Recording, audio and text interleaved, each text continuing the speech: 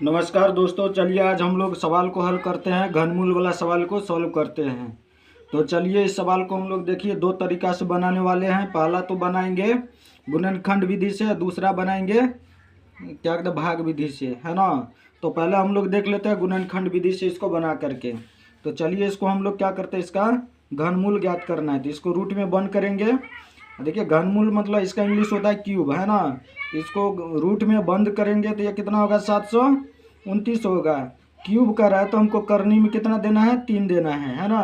देखिए वर्ग कहेगा तो वर्ग में 2 रहता है, नहीं कुछ रहता है 2 रहता है। और क्यूब कर रहा है, घन कर रहा है तो घन का क्यूब होता है, जो कि इसमें कितना रहना चाहिए, 3 रहेगा, है ना। तो चलिए इसको गुणनखंड से बनाते हैं।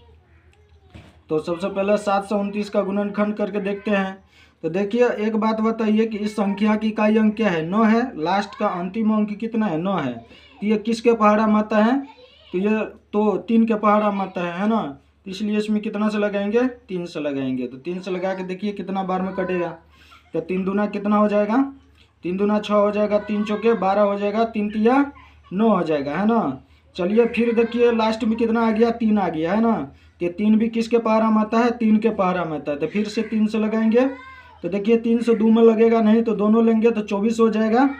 इसलिए 3 अठे कितना हो जाएगा, 3 अठे 24 हो जाएगा, है ना।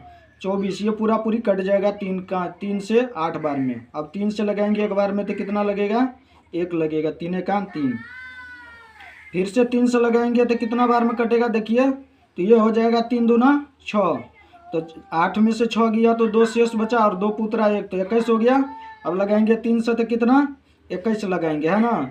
अब चलिए देखिए फिर से इसमें देखिए 3 से लगेगा, 3 में 27, क्योंकि 3 के पहाड़ा में 27 आता है। फिर से 3 से लगाएंगे तो 3 तिया 9 हो जाएगा, है ना। तो अब चलिए इसका देखिए गुणनखंड में क्या होता है। तो अब देखिए इसका देखिए गुणनखंड कितना हुआ, तो गुणनखंड इस तरह से हमने निकाल लिए। अब देखिए इसको क्या करेंगे कि यहाँ पे लिख देते हैं। अब यहाँ पर जो लिखेंगे तो ये कितना लिखेंगे, यहाँ पे ये 3 है करनी में, और यहाँ 729 है ना। तो इसका गुणनखंड लिखेंगे रूट के अंदर, यहाँ 3 देंगे। यहाँ देखिए 3 को जितना भी गुणनखंड आया है इसको रूट के अंदर लिखेंगे। तो कितना आया है, 1 2 3 4 5 6 आया है, तो इसको 6 लिखेंगे। 1 हो गया, सॉरी 1 हो गया, 2 हो गया, 3 हो गया, 4 हो गया, 5 हो गया, और ये 6 हो गया, है ना। तो इस तरह से ये 6 को लिख दिया। अब जोड़ा लगाएंगे कितना, देखिए करनी में घन कहता है ना, तो घन में 3 का जोड़ा लगता है। तो इसमें कितना है, 3 है, तो 3 का जोड़ा लगाइए। 1 हो गया, 2 हो गया, है ना। अब इसको बाहर निकालेंगे तो कितना हो जाएगा, 3 हो जाएगा, है ना। क्योंकि 3 का 2 को जोड़ा लगा है, तो इसलिए दोनों में से निकालिए तो 3 2 को 3 निकल गया।